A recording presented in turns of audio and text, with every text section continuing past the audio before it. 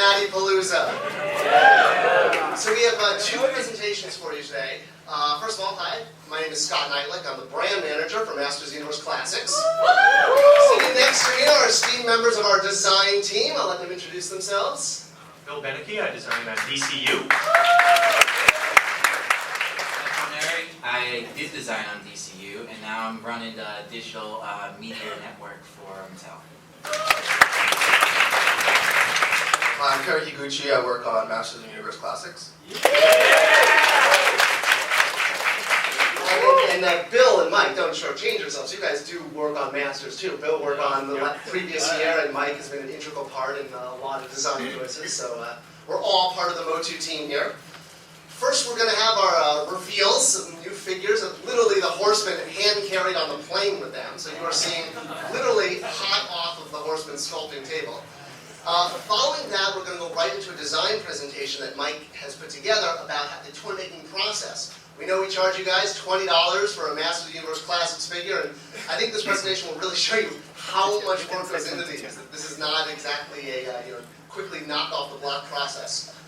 We'll probably do a minimal Q&A if we have time, but we have a full hour dedicated tomorrow from 12 to 1 just for Q&As with us. So if we don't get to your questions today, come back tomorrow and you've got 60 minutes to shoot any question you have about Masters of the Universe, Food Fighters, Major Matt Mason, whatever you want to talk about. All right, let's get into the good stuff. I know you're waiting. All right, Masters of the Universe Classics. Here we go. Some of this will be repeated from San Diego, so for those of you who were at that presentation. First of all, let's just quickly hit on the DC versus Masters of the Universe 2-packs. These are the packs that are available at Toys R Us. There's 2 more shipping for the rest of the year. It's pairing, obviously, characters from DC and Masters. You'll get Green Lantern versus Zodak and Supergirl versus She-Ra, as well as there may still be units of the Bizarro one that may sneak out there. It's all with Toys R Us now. They have the full inventory. As for when it hits their shelf, it's up to Toys R Us. Mattel has no control over that. All right. Back to Masters Classics. Coming in a couple of days, or 2 weeks in October, will be Carius. You'll get him with 2 heads, removable backpack, removable missile launcher, and removable arm missile launcher. And flip-up visor. Yeah, guys, please feel free to chime in at any time. We will. The new Galactic Protectors logo, that will be, you can see that first on a Carius. Will be used on all future Galactic Protectors. People were asking a Carius or flip shot, and as we said back in San Diego, one, we actually did find the original manuscript to what became New Adventures, and the character was originally called a Carius. I'm guessing that it was changed to flip shot in order to make it more toyetic. That happens a lot. Martin Areola or T.C. Chen would probably be better guys to ask. They were around in the day. I was still in junior high, something like that. And also Nerf owns the name Flipshot right now. So, November 2011, you will get Snout Spout. You've seen he's got the new Jaws of Life accessory that CB created for the attorney and firefighter. And in November, for subscribers only, will be the sticker sheet that we've been promising. That will, anyone who's getting Snout Spouted by subscription, the sheet will be, I believe, between the figure and the white mailer box. So it'll be sort of slipped in the white mailer box behind the figure. The sticker sheet will not be there for day of buyers, so bonus for new subscribers. In November will be Bubble Power She-Ra, otherwise known as She-Ra 2.0. This is not a subscription figure, so you have to actually go on to buy her. But you can retrofit her with parts from the previous She-Ra if you want to make more of a Filmation look. Alright, also in November will be Swiftwind. That's what Bubble Power She-Ra will be riding. You can see Swifty in our booth with the final disc joints that are now the corrected color. The one at Comic-Con, they were still white. In December will be Demo Man. The figure we've been promising has 3 heads, so based on the original concept art. With the trophy head, a Alcala Skeletor head that you can attach to a Skeletor figure. Now Skeletor will also go on sale in December. So if you want to buy a new Skeletor to pop off his head and pop on the Alcala head that comes with your Demo Man, hey, more power to you. Buy more Skeletors, please. Also in December, Eva Lynn, we did push her December by fan requests to spread it out a little bit. So this is your 4th quarter variant. She'll come with both heads, the cape, and 2 top pieces for her wand. One will be a glow-in-the-dark orb, and one is the orb you see here. You can see both and the knife. She also comes with the knife. Both versions are in our case now, over on the floor. The Wind Raider also did get pushed off to December, and the price did go up to $45. This was basically because costs went up. This is why we keep a few items out of the subscription, because we don't know how they're necessarily going to wind up and how the schedule is going to go. It actually just slipped schedule because Terry insisted on making it perfect for some reason. So it's going to be perfect. It comes with an amazing stand, the stand you see there, that can swivel 360, go up and down. Terry, anything you want to add in about the Wind Raider? No, I just want to make it right, so I'm sure it's Good. And the deco on it is beautiful. It really, Yeah, those aren't stickers. Yeah, so you can see this in our display case and own it in about 2 months. The first vehicle. All right, and there's the beautiful new art. The same artist who did the original Wind Raider art. That's just crazy to me. Awesome. Threw in some rotons in there. All right, 2012. All right, we get to the 30th anniversary year for Masters of the Universe. A couple general updates. We did add a new 30th anniversary sub.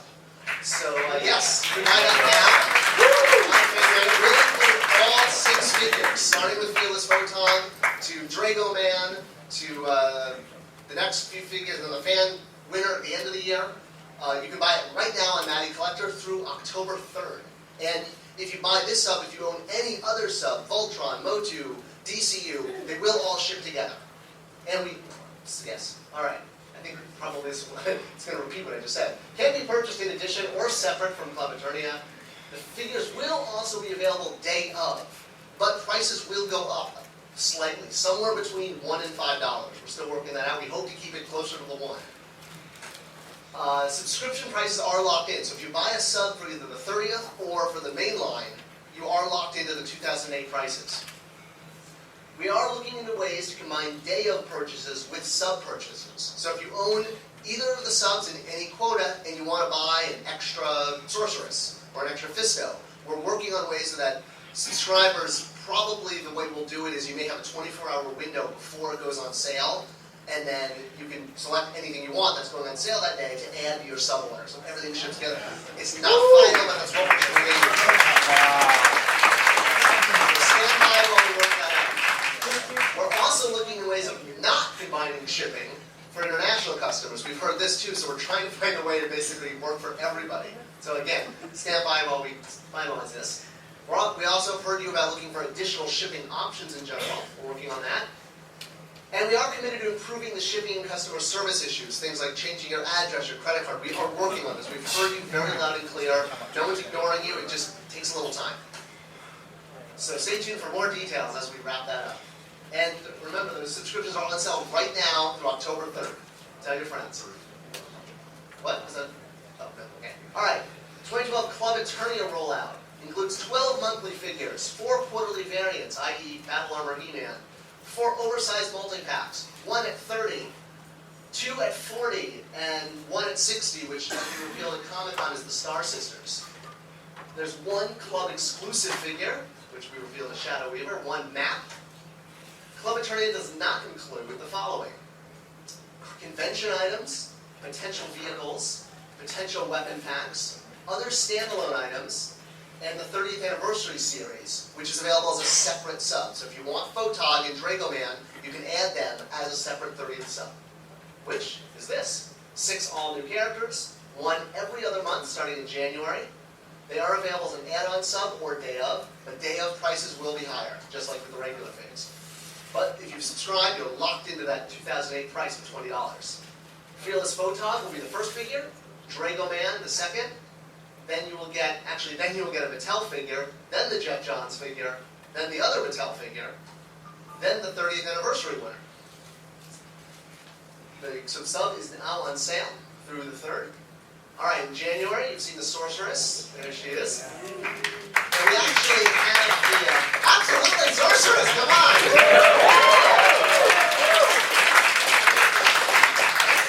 Thank you for forgiving us for killing her in the bios before she came out. We actually have the first shot of her, which is in all one single color. We'll show it to you guys if you come by the booth. You can see how the wings work and how the articulation is going to be. And Terry did an amazing job getting that to her. What Terry does, by the way, or the designers, the horsemen sculpt it, but it's these guys who figure out how it all works and goes together, and how those wings are actually going to collapse. That's a lot of work. They'll explain that in the next presentation.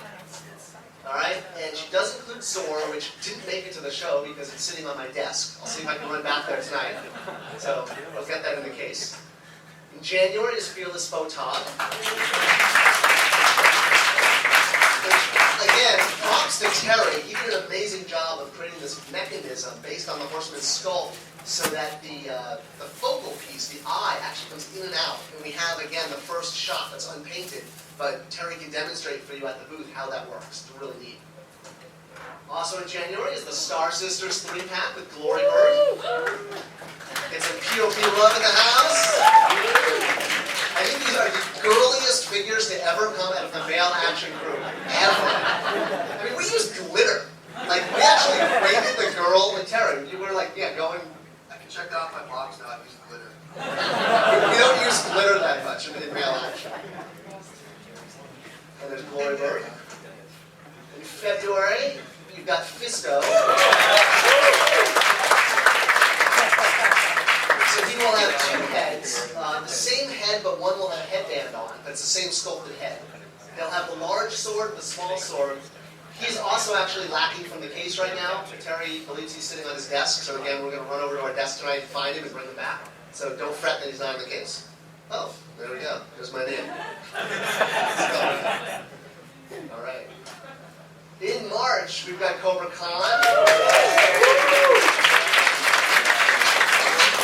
Also with two heads and his little snake buddy there. Drago Man. So a quick update on Drago Man. Due to the large surface area, basically the wings and the tail, he ran really, really expensive.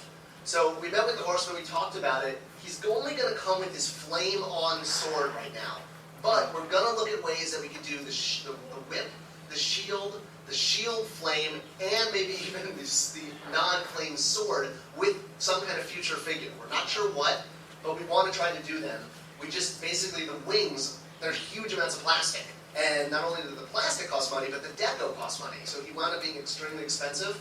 To keep him at that $20 price point, we had to cut the accessories. So just said, we're still committed to finding a way to get him. It just won't be with him. All right.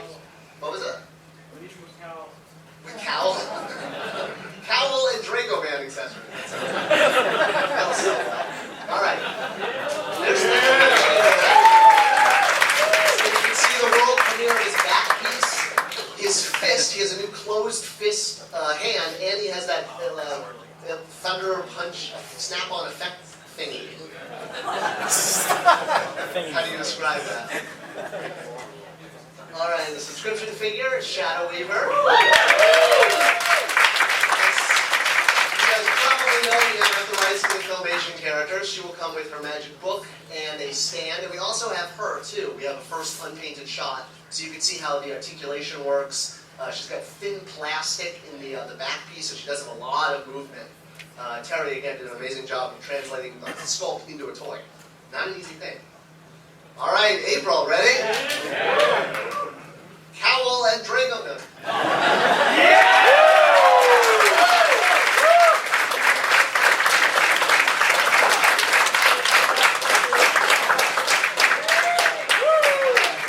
Now, Stinkor will come with a second head.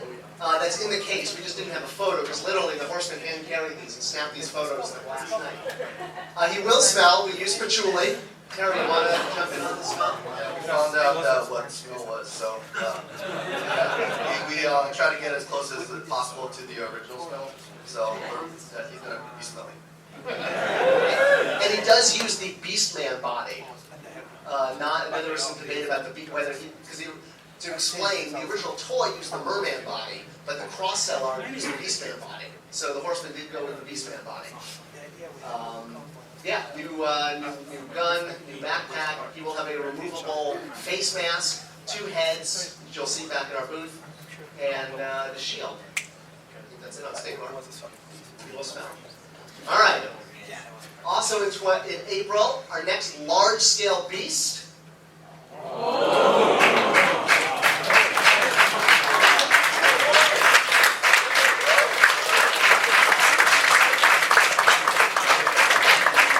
Obviously, will not come with Beast Man, but I want to show you how they look.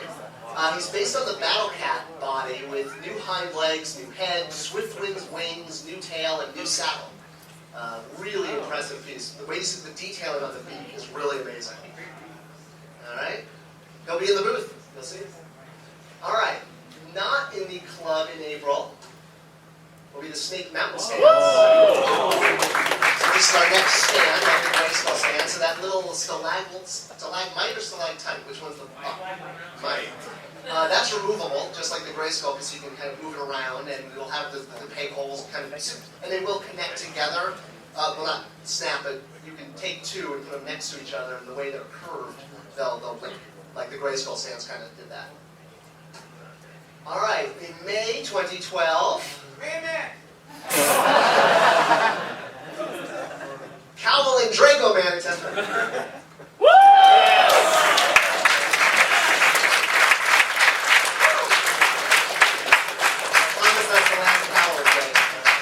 So Slushy here you can remove the dome on his head and fill it up with water and then put it on the head if you want to do the water thing. So it will hold water. Well, we haven't gotten to that point, but that's what Terry says.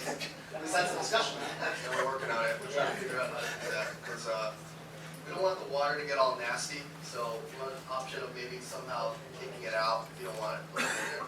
So we're figuring that out right now. He was literally sculpted like a week ago. So he'll have his gun, his pinchers, and everything you see there. All right. All right, so our next 30th anniversary figure, and this one's one I'm especially excited about because I made him. The Mighty Spector. So he's the heroic master of time travel. This was originally a character I sent into the vintage contest and was also rejected by Marvel Comics when I was 10. But I saved the design, and when it came down and I got a chance to do one of the 30th figures, this was my entry. Terry rendered it up and did some final design work, including the Cosmic Key-esque arm attachment, which will be explained in the future. He will also come with a knife accessory, which the Horsemen have not finished yet.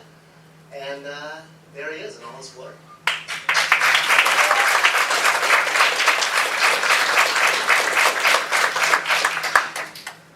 All right. Another figure that will be available throughout 2012, that's not a monthly character, is Temple of Darkness Sorceress. So she will be available at all U.S. regional conventions in 2012, i.e. New York Comic-Con, PowerCon, perhaps next year. We're not sure which conventions we're attending, it's not locked in, but similar to the way we sold those Justice League 3-packs this year at WonderCon and C2E2, she will be the traveling Mattel figure in honor of the 30th, and she will be the one that comes with the orb accessory that you saw. Not the orb. She will not come with the orb, but she will come with the holder. And the staff, and there you go. So, and the remaining stock, any that's not sold at the conventions, will be sold on Matty Collector at the end of 2012 to celebrate the 30th. So even if you can't make it to one of the U.S. regional shows, she will be available for Matty. She will not be at San Diego Comic-Con. Sorry, guys. That's for our region. But you're at PowerCon. We'll probably have her at PowerCon. So, next year, you'll be able to buy it. Here's the subscription map. That should have been like way up earlier in the presentation. All right. The Create a Character Contest. You probably know about this, but again, this is the last figure in the 30th anniversary figure. So the next one after Spectre will be Jeff Johns' character, and then Terry Higuchi will be doing the character. And then the final one will be the winner. So some quick notes on the 30th contest. It is open now through December 31st. Complete rules are on Matty. All entries do remain the property of Mattel, so don't send in a character that you've been holding on to do your own project. We'll own it. All entries must be on an 8.5 by 11 piece of paper. but any medium is okay. I cannot tell you how many drawings we've had from 7-year-old children with crayons. It's awesome. I mean, seriously, a lot. Like, one kid sent in 40 drawings. And his sister sent in 2. No exceptions to it has to be on that 8.5 by 11. Must use basic shared parts. So we're not looking for a Ram Man or a Netta or someone that uses 100% tool. New heads, capes, weapons, gloves, no 100% sculpts. Must be an original creation. Must feel like a MOTU character. Must easily translate into a toy, so we're not looking for something extremely complicated that we would have trouble with. Mattel will remain the rights to choose the final name and bio, but obviously we'll consult the winner. Don't send in a character called Batman or Spider-Man. You can enter as many times as you like, and again, it has to be a basic figure. We're not looking for beasts or monkeys or cats. A couple people have sent in cats and giants. That's not what we're looking for. It has to be at the $20 price point. It will be judged by cross-functional members. I believe Terry, Bill, and Mike's not a judge, but Bill and Terry are the members for design. Each group has 2 members that are judging: packaging, design, marketing, franchise, and legal.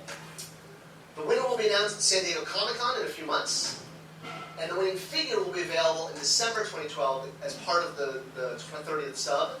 The winner will receive 24 samples of their figure, as well as a subscription for 2013, and 5 runner-ups will also get a subscription for 2013. Some examples of shared parts: again, basic bucks, basic legs. You can use tails, wings, crotch pieces, anything you want, but it has to use about 50% shared parts, 50% new. There's a little sneak peek.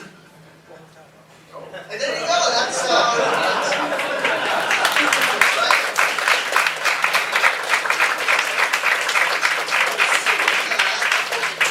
we're going to go into the design. Oops, that's your logo.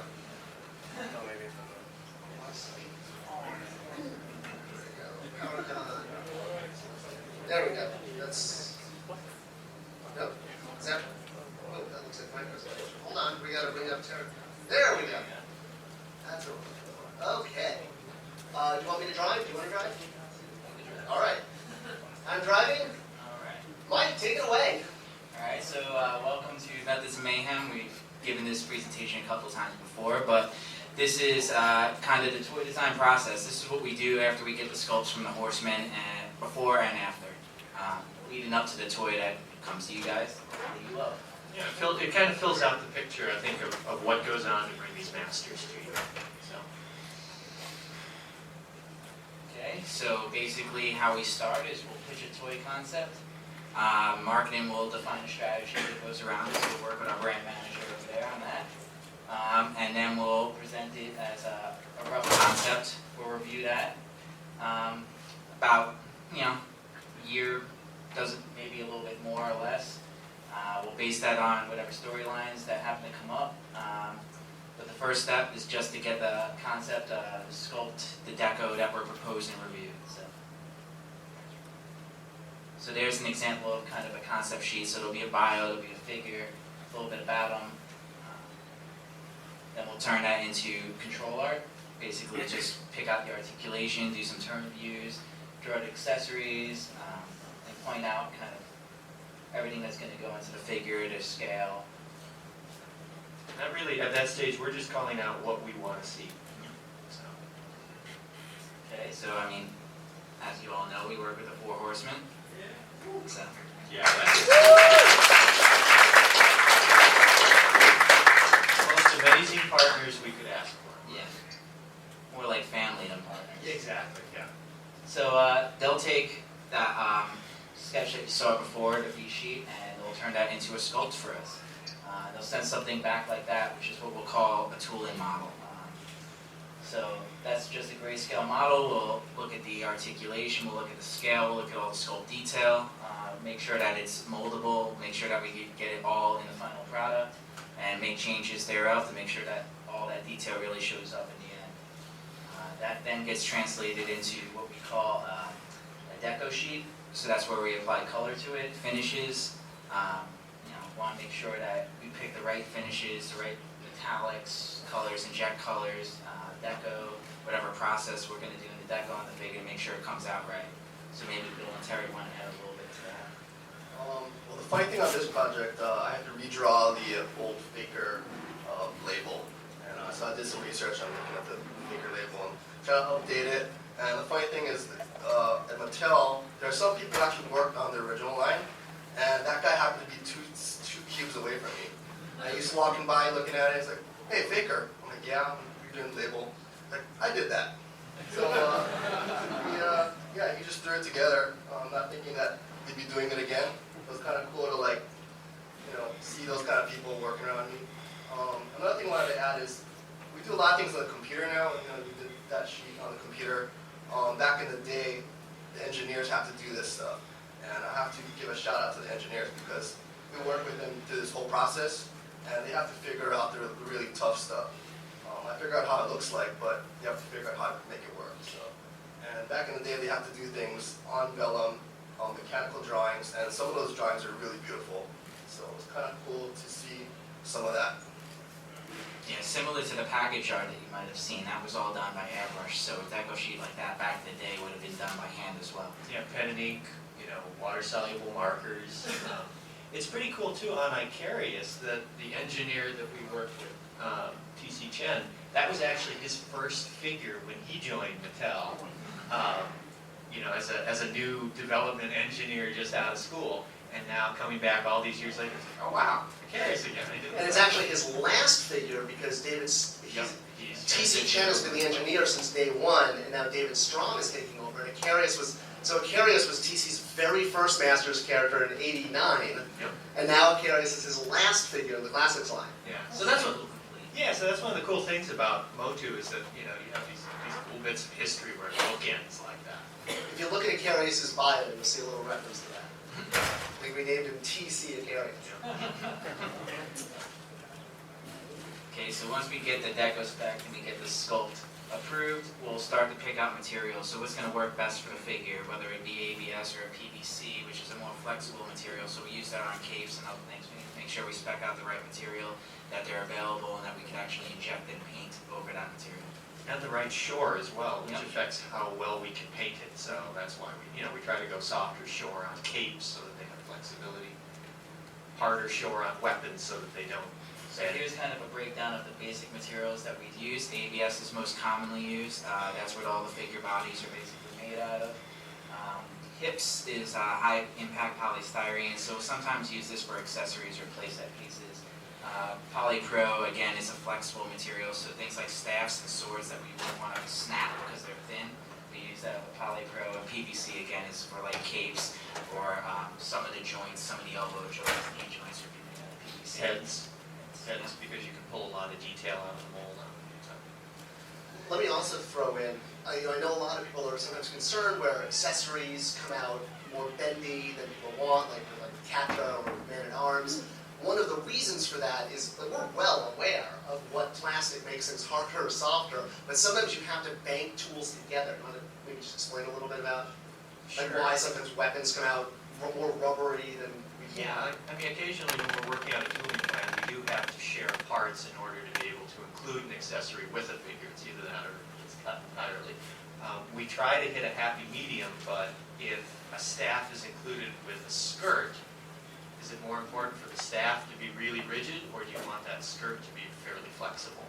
We're also limited as far as the hardness on PVC. If we can paint it, it becomes a lot trickier the softer we go. And it's also a safety issue and a durability issue with some of these things. We can't make a sword necessarily out of ABS because, although mostly adults are buying the Masters figures, your kids can get their hands on them, and there's a safety issue there that we have to uphold too. Pinch points, sharp spikes, these are all things that we have to keep an eye on just to make sure they not only look cool, the aesthetic's important, but they have to be safe. We had to do that on Vigor. We had to round out the point on his shield. I remember it came out, and the horseman sculpt was too pointy. Okay, so here are some basic deco operations that you may see on the figures. Plate mask is basically kind of like a stencil, so it's just going to be cut out of a piece of copper sheet. It's 3D, but there's just a hole in it. You lay it over the area and you just spray over it. Book mask is when you have to do something around an arm, for instance, like an arm band. So it's the same thing as a plate mask, except there's a hinge on it, so you can go around the whole area. Pad print is just like what you saw on Faker there. That's a series of films. Each individual color is laid out on its own film, and they're applied separately with a pad, so it's kind of stamped on one color at a time. Oversprays are how we get all the shading on the figures, so it'll be somebody by hand spraying the figure. So depending on who's applying that paint will depend on the quality of it. So there's a lot of training and skill that goes on to how the vendor actually sprays the shadows onto the figures. Wipe is where they just put a whole bunch of paint on there, and then they will wipe it off, and it kind of goes into the cracks. So that's where you get all the crack detail on the base or something to that nature. Armor detail. Or on the fur, for instance, like a Beastman, they do wipes. Chainmail. Dry brush is exactly that. It's done by hand, so you see mostly dry brushing on when it comes to like facial detail and stuff like that. Or if you want to see like kind of a battle damaged metal effect, they'll do a lot of dry brushing. And then vacuum metallizing, electroplating, and that's where we get the actual metallic, real shiny metallic finishes. So on like a Hordak. Hurricane Hordak, yeah. Actually, Terry, you want to just talk about Hurricane Hordak real quick? Because I know now that he's shipping, there's been some feedback from fans that, you know, whether the back metal would preserve over time, and how difficult it was, and that was really the best. I remember we went back and forth many times on options on how to back metal, and it was really difficult on a figure like that, but how that was the best solution. Oh, that was Bill, I'm sorry. That's Terry. See, they both work on it. Yes, yeah, we're constantly working together. It's very close collaboration. Yeah, we really felt that the VUM on Hordak was a signature part of the original figure, so we wanted to capture that. We looked at different gold paints. We could not find a gold paint that satisfied what we wanted to achieve. So we thought, well, the material of the torso, we can't VUM it at this point. We're going to have to go with a separate piece of chest armor. And then we were further challenged with what type of material for the chest armor can we get hinges so that you don't get something that's gigantic that clips together that doesn't look anything like Hurricane Hordak, but that we could VUM that would hold up to durability, not flake off in 3 months.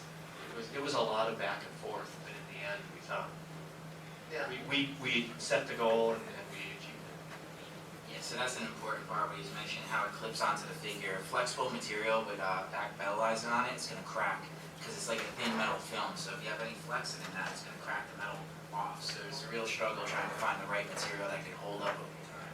Yeah, so we looked at, not to go into a long thing, but we looked at Oh, it's okay. Fans have Okay. posted that Mattel doesn't know how to do back metal, so I want to make sure they know that you know what. Boy, I walked into the lion's den. So we looked originally at doing something more like Battle Armor He-Man, Battle Armor Skeletor, 2 halves, ABS, which would have been great, but it would have necessitated gigantic clips for rigidity, so the VUM isn't flaking off. I like the idea of something that looked a little bit more in keeping with the original sculpt, so working closely with our development engineer, we were looking at going with DP because we could get a living hinge, which is what he has. And so we tried to Was experiment. that a 1950s movie? A living hinge? Yes, that was actually Night of the Living Hinge, but we experimented with VUMing PP, and it worked out quite well. So Sounds dirty. yes, Night of the Living Hinge. Comes with cattle.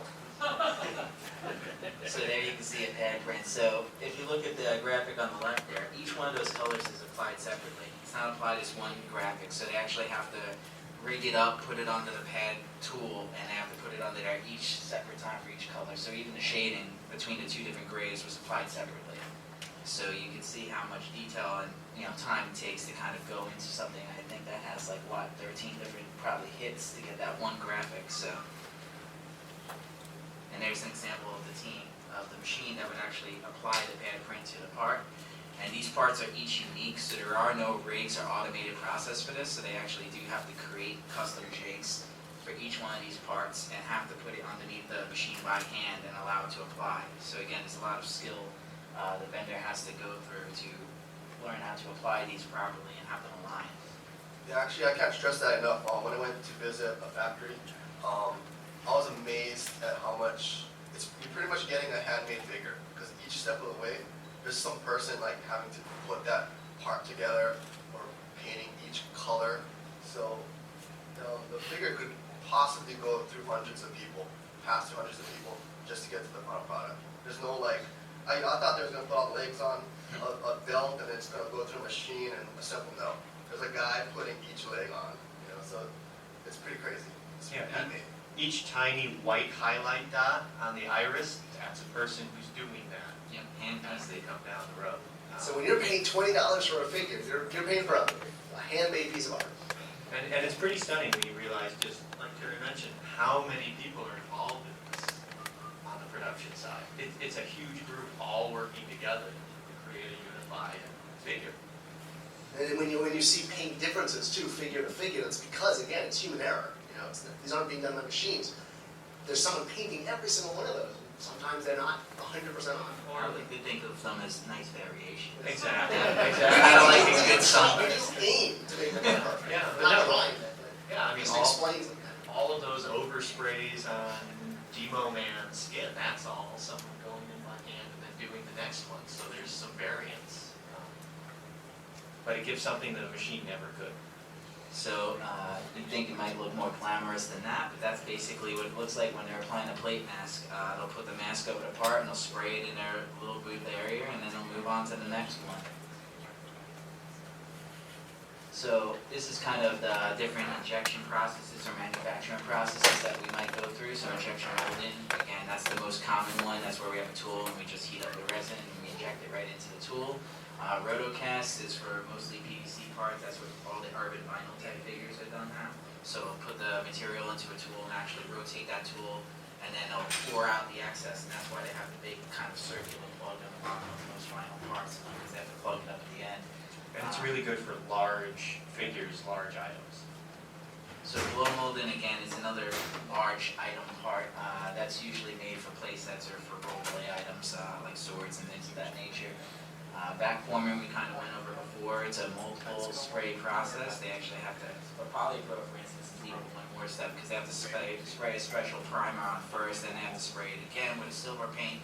Then they have to dip it into a tank that attracts all the metal onto it. So multiple processes. And I think they also apply a clear coat after the fact. So die cut is usually how we do our packaging. So it's not necessarily a tool, it's more like a big cookie cutter. It comes down, stamps the card stock out, and then dry brushing again is just another paint process.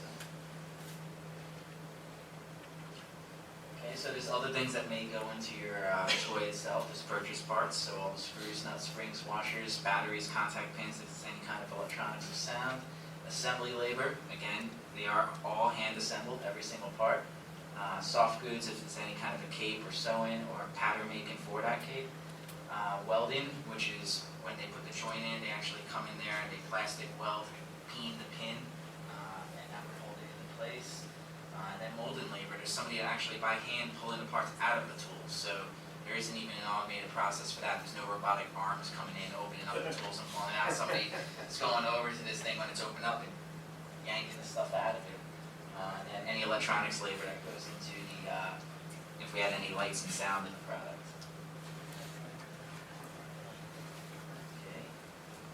So once we have kind of all that structured, we're going to look at the cost and make sure that we get it to you guys for a reasonable price. You know, we're trying to make sure that everybody has the ability to purchase these items and enjoy them. We'll go through one more review of the product. So we'll look at the first shots, which you can see some of them in our booth. And we'll make some adjustments to them. If there's sink marks coming out of the tool, if there's little imperfections, the part lines, how the flashing is looking. Joint fit. You know, are the knees too tight? Are the elbows too loose? Yep. You know, is that head sitting too high on the neck? Does it look like he's a giraffe? The shoulders are on right, and does it actually stand up? Yeah. So those are things we want to look at. And as much as we try, and we do tell them over and over again, it still doesn't come out right. But that's something we're working on. So again, this is a tool-in model. This is what we'll see right before they actually cut the tool. So we'll want to make sure that all the parts work. Okay, so once they are cut the tool and they're ready to go, we'll look at the final cost and we'll approve that. They'll cut the steel and then we'll go on from there. And also just to emphasize on this slide, when it says up there, you know, the EA equals money, that we're spending a six-figure spend, a new figure can be anywhere from $10,000 to $70,000 to cut that tool. And once we make that investment, it's set, the sculpt is done. So a lot of times when we reveal figures at shows like this or at Comic-Con, we get a lot of comments on the boards, oh, could you know, add an extra piece of armor here, or do a different, make the face have a different scowling look. And then just, no, we've already tooled it. We've already spent $70,000 on this tool. We can't spend another $70,000 to make slight adjustments. So when we say the sculpt is done, the tool is made, that's what we mean by that. And so there's an example of the tool. They're much, I mean, that might look small there, but they're actually huge. I mean, one tool would kind of cover up half this table at least, and probably almost to the ceiling. So somebody's going to go in there after that tool opens again. You'll see the parts kind of hanging out there. Somebody just grab that out by hand and put them onto a belt or bucket and bring them to the next station. Okay, so there's the workstation where it actually assembling the joints. So every pin, every ball joint, every lateral joint, articulation piece, screw, all done by hand. And then maybe Terry wants to jump into the first shot on this one. This one's a little more complicated because it's roboto, so most of the figures don't have all those gears inside, so yeah. Which I think that was one of the frustrating things for Roboto with the shoulders, because we spent so much more time on Roboto. I think part of it was that we spent so much time on the torso because we really wanted to make sure that those gears were the correct colors, and working again with engineering, it meant that we had to run the tool 5 different times to get the 5 different colors, because paint will wear off as the gears turn, so that's not an option. And we worked to figure out how can we make both arms interchangeable? How can we have this work with trap chop? And I did more that work. all worked. Yeah. That part worked. Yeah. More work I think went into him than almost anyone. So that's why I think it was especially disappointing for us that he didn't come out perfect. Because man, we thought he was going to. I mean, I still do think. Honestly, the shoulders don't bother me personally, but I thought he was one of the best figures in the entire line. I mean, for how much work especially went into it. Well, all right. Thank you. All right. Yeah, we thought so too. We thought so. Getting those gears to work is obvious.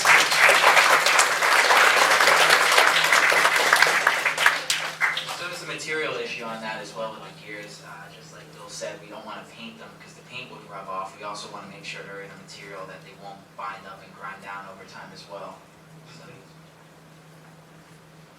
So here's an example of kind of what we get when we get, not a first shot, but this is kind of a, I guess you would call a first production sample, where it actually has deco applied. We're going to go through that, and we're going to make any comments. We'll still make comments on if there's flashing and things of that nature, but at this point we're looking at the deco as well and how it's rubbing off or not rubbing off as you're moving the arms around, making sure that the amount of overspray on each part is seamless, so it doesn't look like the top of his tail there is real heavily shaded and the bottom is all white. It looks like 2 different people worked on it. You have to make sure there's a consistency throughout all the deco that's applied on the figure. Color mismatches, like on that one call out on Whiplash's neck, that overspray is way too light, so it looks like it's not a smooth transition into his shoulders. So we comment on that. Are the molded colors different? Is it a couple of values off? So we look at it under white light to get the purest color read, constantly comparing against the paint master that we have that the Horsemen have provided. So that's always the goal, and then we keep driving to get to that. Yeah, because that's an important thing. A lot of these figures are multiple materials, and just because you spec the same color in those 2 materials, they're going to come out slightly different based off the sheen and the finish of that material. So we might need to adjust the colors by a value or so to get them to match up. And they'll change color under different lighting too. So ABS will, particularly purples, will appear differently in natural daylight, white light, fluorescent light. So we have to adjust for that as well. Okay, so once we have the figure all worked out, now we have to also hard release the package. Now, a lot of work goes into that as well, so we have to give some props out to our package design team. It does an amazing job on the packaging as well, making sure that that art is applied in the correct way, and that the lightning bolts on the blister, everything. It's really a lot of thought that goes into completing the story by making the package work with the figure. And that the figure fits. This is something we work with them very closely on too, with Drago Man. How do you get those wings into the package physically? And depending on how much you include, you don't ever want it to look like you just got, for everyone who keeps them in package, you don't want it to look like a jumble of pieces. You want it to look like Whiplash with his armor, with his tail, Clawful with his armor. He didn't have it. So they're terrific working with us on that. We spent a lot of time looking at the vintage figures and how they're packed out, and we very deliberately, at least we started doing that probably around the time of Stratos and Man at Arms. We didn't do that with He-Man, but pack them out in the same pose, like a web store. You know, we very purposefully packed his armor out next to him. I remember the VPs were looking at them and like, why is he not wearing his clothes? But isn't the vintage like or his armor, whatever. So it's all deliberate. Is that it? No, there we go. So we would test and debug the toy, make sure it's safe for all the people that might be purchasing the product, and then it's ready to start shipping out. So once everything's approved and it's gone through safety and testing, assume about 4 weeks for them to get all the packages ready to go in the cases and sent out to our distribution centers, and then about a month or so after that, they'll be sent out or hit the shelves depending on the product line. So. And that's kind of what the madness looks like over in the factory. So you imagine just thousands and thousands of boxes going everywhere. That's basically it. So, thank you.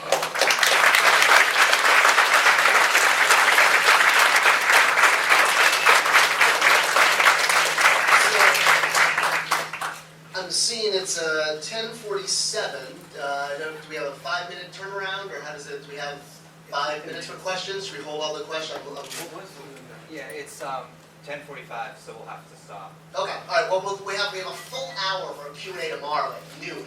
So please come to that. Come by the booth. We'll be there. We're gonna I'm off to I think I'm gonna do a signing at 11, and have a great PowerCon. We're so excited to be here with you.